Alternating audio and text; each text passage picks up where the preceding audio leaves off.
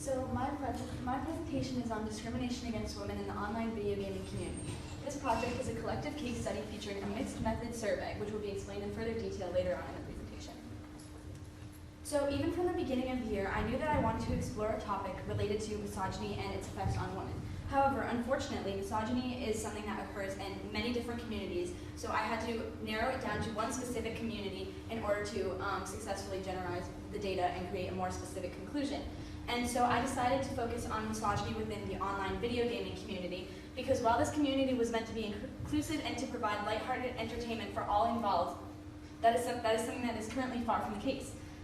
It's common knowledge that this industry is typically male-dominated, and that therefore there are repercussions for female players who choose to participate in such a community. And a report by the Eye Opener states that 77% of female gamers experience harassment based solely on their gender, which is something that is unacceptable and is something that I wanted to further look into during my project. So there are 4 key sources that I used to develop background information and to develop the gap in my research that I would aim to address with my study. So the first, titled Playing the Humanities, Feminist Game Studies and Public Discourse, discussed gender trolling and its implications for women. The second source, titled Game Over for #Gamergate, discussed the phenomenon of Gamergate and its effects on women. The third, Breaking the Metagame, discussed an incident that occurred regarding a woman named Anita Sarkeesian and discussed who she was and why this happened to her. And then the final source, Gender Trolling, Misogyny Adapts to New Media, contextualized gender trolling within the Anita Sarkeesian incident. So firstly, this source answered the question, what is gender trolling? So trolling is something that occurs often in video games, and gender trolling is something that occurs often for women in video games, sometimes even on a daily basis.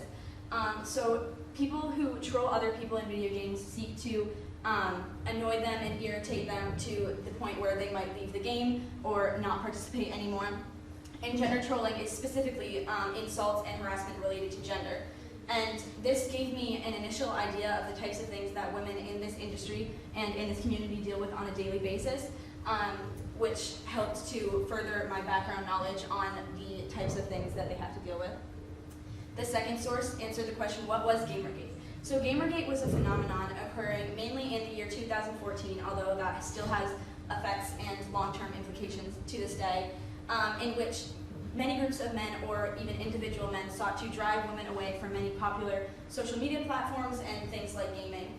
And many women were forced to leave the community altogether as a result of this. However, this did not necessarily answer one of my questions, which is how do women use more simple strategies on a daily basis to deal with the misogyny that is directed towards them. It did state at the end that many women left the community, but I wanted to understand more the types of strategies that they use on a daily basis to combat the harassment that they receive on a daily basis. This next source, Breaking the Metagame, answered the question, who is Anita Sarkeesian and what happened to her?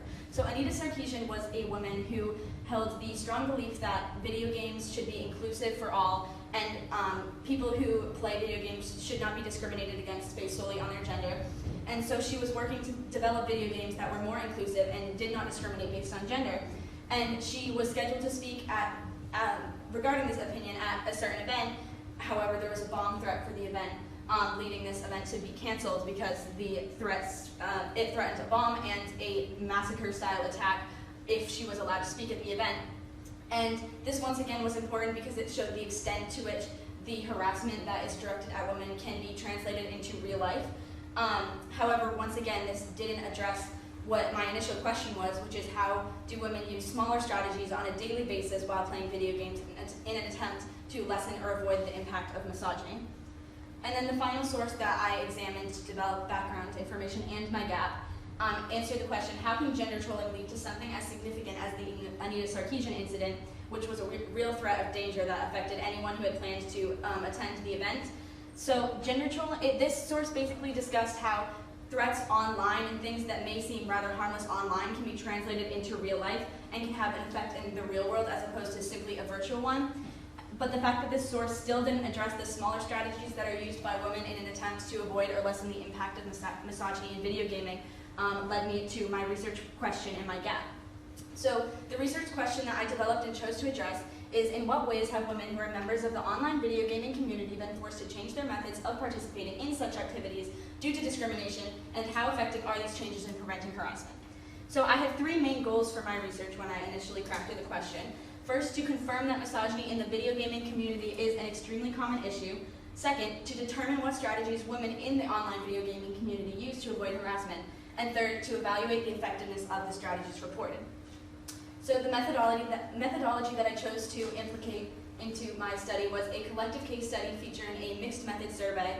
I wanted to do a collective case study because I wanted to analyze the implications of a real-world issue, and I chose to include a mixed method survey so that I could also include the perspectives of real-life people who deal with this on a daily basis. So there were three main things to focus on in regards to participants: participant requirements, the gathering process, and the survey process. So as for participant requirements, there were two main criteria that participants must fit in order to participate in my survey. Firstly, they must identify as female, because I chose to focus on misogyny in the video gaming community. And second, they must play or have played video games online in order to relate to these experiences and this type of harassment. Note that in one case, an exception was made to the first requirement for a transgender man who still possessed a feminine-sounding voice and was therefore harassed as a woman would be in the online video gaming community. Second, the gathering process. There were two main steps to the gathering process. The first step was finding potential participants, and the second step was confirming that they met the requirements detailed in the previous slide. To find potential participants, I either searched key terms such as women in gaming or female gamer on social media or streaming platforms like Instagram and Twitch, and then searched the resulting profiles to ensure that they fit the criteria, and then they received a link which will be discussed in the next slide. Or I reached out in person to people that I had personal connections with, and then used a technique known as snowball sampling, where participants who had already done the survey were asked if they knew anyone else who would be willing to complete the survey and to also, in this case, fit the requirements. And lastly, the survey process. So once participants were deemed to meet the requirements, they received a link containing a brief overview of the study and survey, the survey instructions, and the survey questions. And two of the survey questions were confirming that they consented to the survey, and I wanted to include a brief overview of the study for them so that not only did they understand how their responses would be used, but they also would understand the potential implications that this would have on the real world if they consented to taking my survey. So the results I had, since my survey was a mixed method survey, I had both qualitative data and quantitative data to analyze, and I also had limitations that I want to discuss in this section. So first of all, my qualitative data. So participants were assigned a number based on the order that they completed my survey in. For example, the first person to complete my survey is labeled as individual 1, the second being individual 2, and so on. They were asked, among other things, to describe the harassment that they received while video gaming online, to describe the strategies they used to avoid this harassment, and then lastly, to evaluate the effectiveness of these strategies. And this is just an overview of the first 3 responses, and then here are the next 4 responses. But this will be further analyzed later on. So here are some of the most impactful quotes that I received from participants that I felt really showed the extent to which this is a problem. I'm just over being a target of unfunny jokes or threats. I was told to go back to the kitchen and told to shut up after I spoke because I still sound like a woman. Some have even gone as far as threatening to kill or rape me. They all started harassing me and making uncomfortable comments to the point where I couldn't speak without being harassed. And I actually started crying because my male friend didn't even help me out. And lastly, when people find out I'm a girl, they tend to call me things like dishwasher and tell me that I belong in a kitchen. So not only did I have qualitative data, but I also had quantitative data to analyze. So the first question that I asked regarding quantitative data was if they identified as female, just to confirm once again that they met the requirements. As you can see, one person did, and that was the transgender male who was still included because he still possessed a feminine sounding voice. They were also asked how often they play video games online. All of them did play video games online, but the results varied as to how often they did. They were also asked what games they typically play in order to count this as an outside factor, which once again will be explained later on in the presentation. And they were asked how often they communicate with other players in the game, which these results surprised me because I wasn't aware that this was such a common thing to do, but everyone reported that they did it either somewhat often or very often. And then they were asked if they had felt that they had experienced misogyny while playing video games.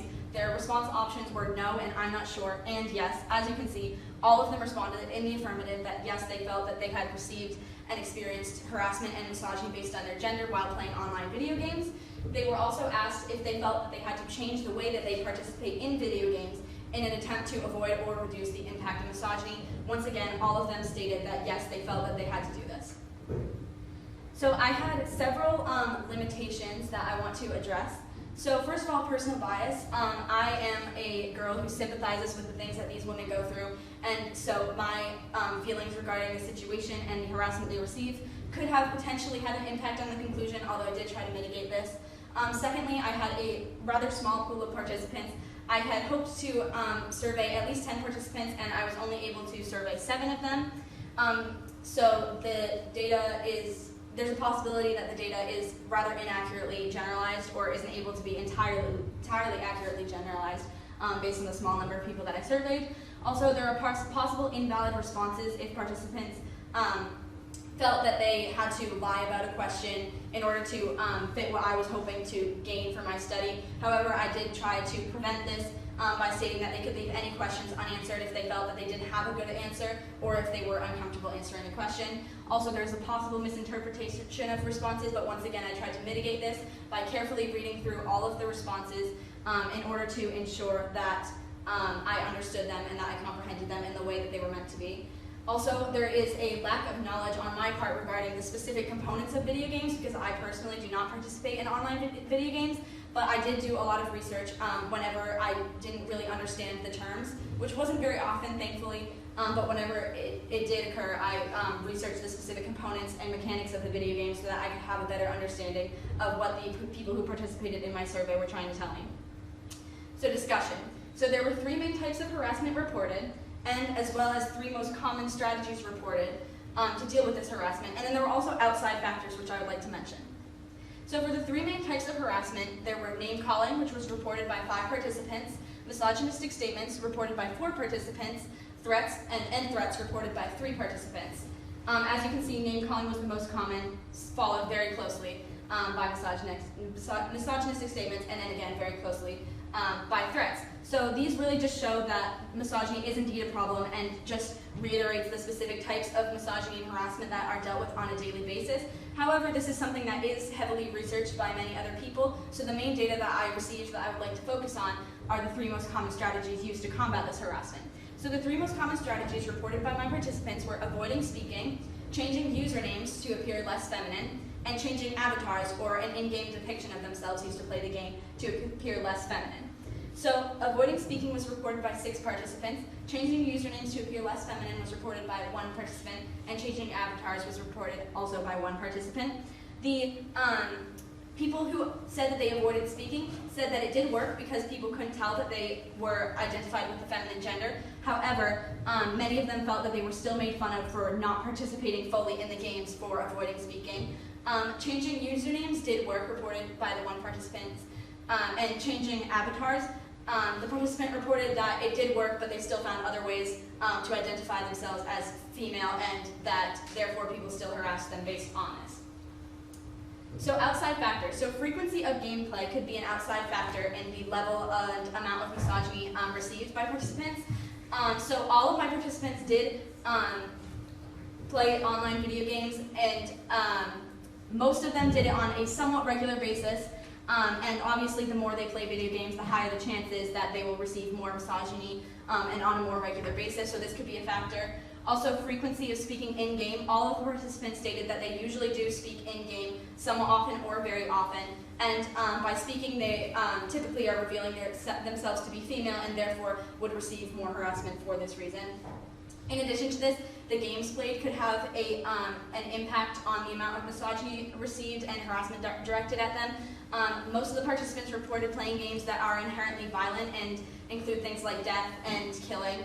And I assume that the more violent games are home to more violent players who therefore are more willing to harass people based on their gender.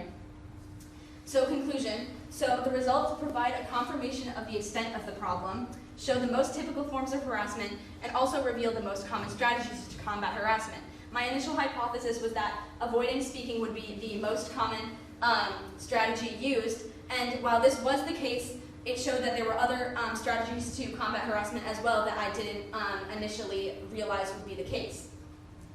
So suggestions for future researchers. So I suggest that they include a larger and more diverse pool of participants in order to better and more accurately generalize the results. I suggest that they have a deeper focus into how different games and game types are factors, because I think that was one of the biggest factors that contributed to the amount of misogyny received. And I also recommend that they conduct a more extensive and in-depth survey that features more specific and guided questions, so it's very clear what the researcher is looking for within the responses. And so the implications of my research, so this helps to share the experiences of real-life people who have been and continue to be victims of misogyny and gender-based harassment in video gaming. It helps to raise awareness about what women in the online video gaming community deal with regularly, and it helps to potentially develop solutions to this common and occasionally dangerous problem. And developing solutions is important so that someone like this can one day realistically dream of growing up to be someone like this. Thank you.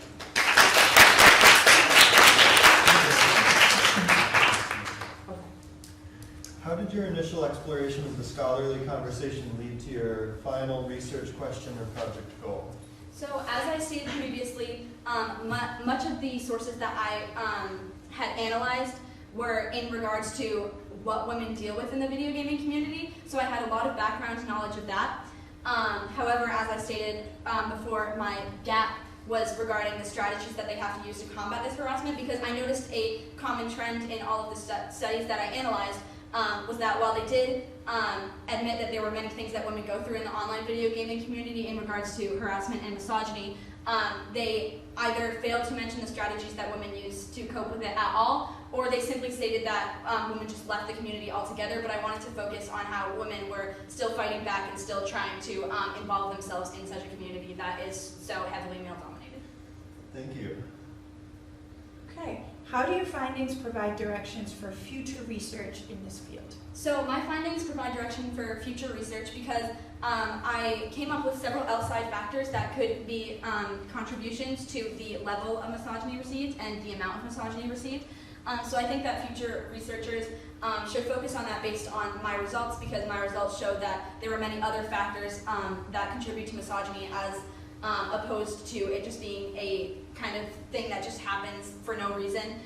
So I think that that would indicate that future researchers should focus more heavily on how things like the types of video games played and the frequency of speaking in-game affect misogyny and affect how women are treated when playing games.